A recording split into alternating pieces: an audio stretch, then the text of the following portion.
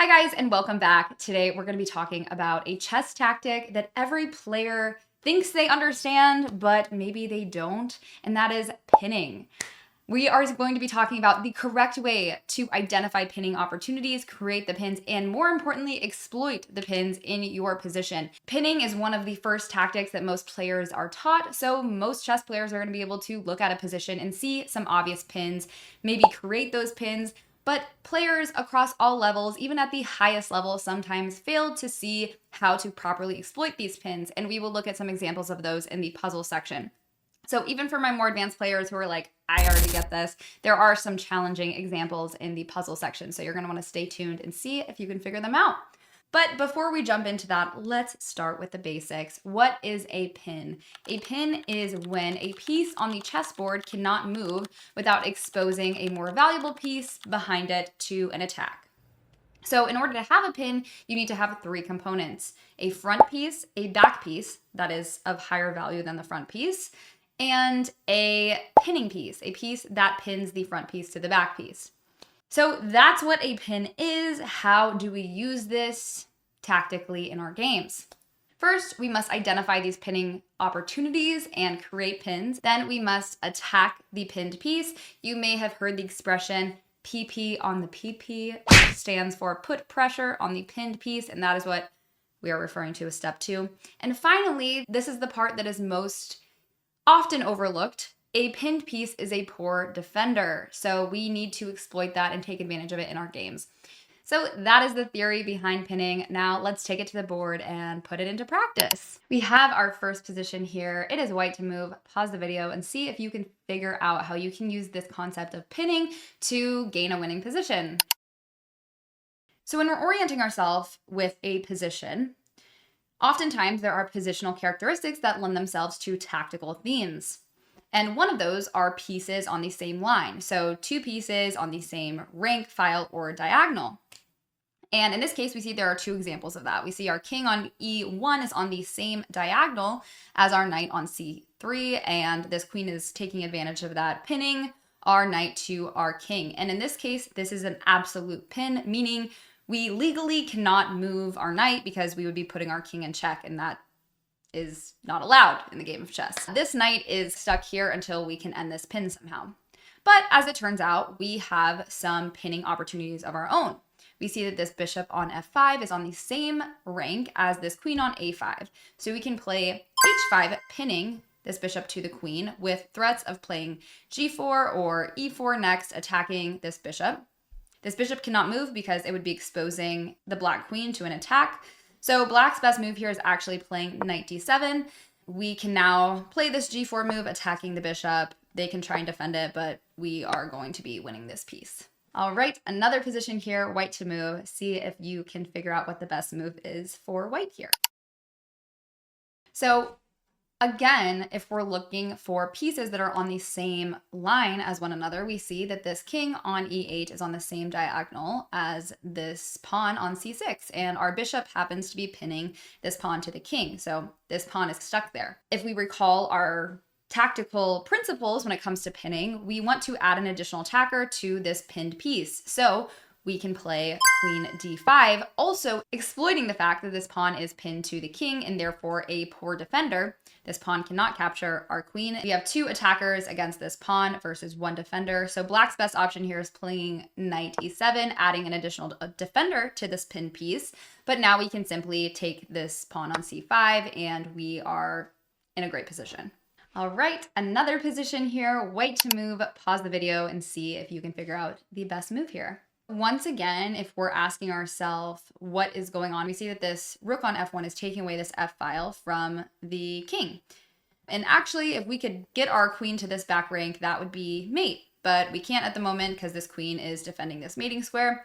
And the queen is also defending this knight here on e5. So we might start thinking two pieces on the same line, central defending task for this queen. But what else do we notice? Our queen is on the same diagonal as our king. So there might be an opportunity to pin the queen to the king, therefore winning the queen. We would love to play bishop c4, but currently there are two pieces that defend this square, so that's not going to work. But can we prepare this same idea And we can play bishop d1. And actually the threat of this is so large, the engine is giving us a 6-point advantage right now just with this position. So white's best response here is playing queen d7, not allowing the pin, but then we still have check with bishop b3, king moves to h8, and then we have queen takes the knight on the next move. I mean, the game's over basically. Okay, another position here. Yet again, it is white to move. Pause the video, see if you can figure this one out. All right, so we see that this pawn on g6 is currently pinned to the king. And if we recall our principles about pinned pieces, we should put pressure on the pinned piece. We should add another attacker to it, and we can do that by playing rook e6. We are making a lot of threats here. If black does not add another defender, then this rook is coming over, and this is just going to be very bad for black. Their best move here is playing king g7, and now the king and the queen are on the same rank. They are on the same line, which means that we can play this rook e7 move, winning the queen. Okay, another position here, white to move. Pause the video, see if you can figure this one out. So this is an interesting one. The best move here for white is playing knight d5. This is actually a double attack because we are attacking this knight here on e7 as well as interfering with the rook's vision of this bishop. So we're also threatening to take here on d3 with our rook. If black recaptures with the knight, then we have this pin and we are going to be winning the knight on the next move because the knight cannot move without exposing this rook to an attack. And it actually looks like black's best response here is taking this pawn on e4. Desperado, trying to gain something after we take, and the knight takes back, then we still have this pinned idea where we can recapture the knight. Okay, this is an interesting position here. Take a minute to see if you can figure out the best move for white here. So the interesting thing about this position is that there are two pins going on. This bishop on d4 is pinned to this rook on d5, and this pawn on e6 is pinned to this rook on e8. This pawn is currently the only defender of this rook, and this rook is the only defender of this bishop. How can we exploit this as white? We can add an additional attacker to this bishop on d4, and if black tries to defend, we can simply take with the rook. They take back, and now we are winning the rook with check on e8. Okay, another position for white. Pause the video and see if you can figure out the best move. So the first thing we see is that this rook here on d2 is pinning this rook on c2 to the queen here. So that is something that we should be paying attention to. We also see that this rook here on e6 is on the same diagonal as the king here. So we can add an additional attacker by playing queen d5. And if black tries to defend by playing bishop c4 here, which I believe is the best move, we can simply just take this piece because this rook here, which is the only defender of this bishop, is pinned to the queen. So if they take, and we are up an entire piece. Another position here, this time it is black to move. Pause the video and see if you can figure this one out. So if we're looking at this position as black, we might notice that if this pawn was not here on f3, we could play rook h1 and this would be checkmate. So in this case, this pawn is not pinned to a piece, but rather a mating square. So if this pawn moves, white is getting checkmated. So we can exploit the fact that this pinned pawn is a poor defender. Oh my gosh, say that 5 times fast.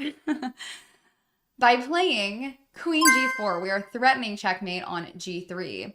But if the pawn takes back, then we have rook h1 on the next move. So I mentioned that players, even at the top level, sometimes overlook these opportunities to exploit these pins. This is from a game between Fabiano Caruana and Barco Etienne. I'm sorry if I'm mispronouncing that. My Twitch fam knows that I'm not the best at pronouncing names. But in either case, Fabi is playing white, and he had a good opportunity to take advantage of a pin here, but he unfortunately did not see it in the game. But see if you can find a way to use this concept of pinning to gain a winning position here for white. So if we're orienting ourselves with this position, we notice that this bishop on b2 is on the same diagonal as this queen. They are forming a beautiful battery against this g7 square. So if this pawn on e5 was not here, this queen g7 would be checkmate. So this pawn on e5 is pinned to a mating square. What else do we notice? This bishop on g4 is on the same rank as this queen on h4. So can we exploit the fact that a pinned piece is a poor defender? This pawn would usually be defending this d4 and f4 square.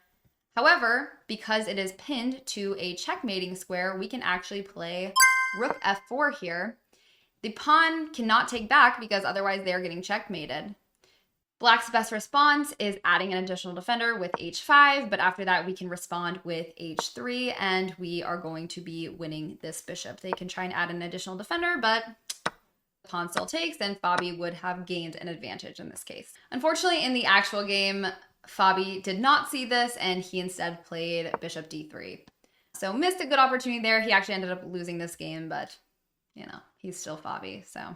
All right, and I wanted to leave you with one more example of how these pins come into play, even at the highest level, and how sometimes this poor defender concept is overlooked by the best chess players in the world. We are looking at one of the world championship matches from earlier this year. Gukesh was playing white here, Ding was playing black. And at this point, the engine is saying this is a very even position. It's not giving favoritism to either player. But unfortunately, Ding makes a blunder here by playing queen c8. And now take a moment to look at this position and think about what we just learned that might come into play here. We see that Gukesh has these two rooks looking down this b file, and that this queen has this defending task of defending this rook here on b8 and this knight here on c6, because the pawn is pinned to this rook. So Ding overlooked the fact that this pinned piece was a poor defender. Gukesh can simply take this knight, and unfortunately Ding cannot recapture because of the pin. That is ultimately how Ding ended up losing this game. So that is how you can use pins to gain winning positions in your chess games. I hope this video was helpful for you. If it was, please go ahead and give it a thumbs up so I know to make more like it. And if you haven't already subscribed to the channel, what are you waiting for? Go ahead and subscribe so we can all get better at the game of chess together. Thank you guys so much for watching, and I will see you in the next video.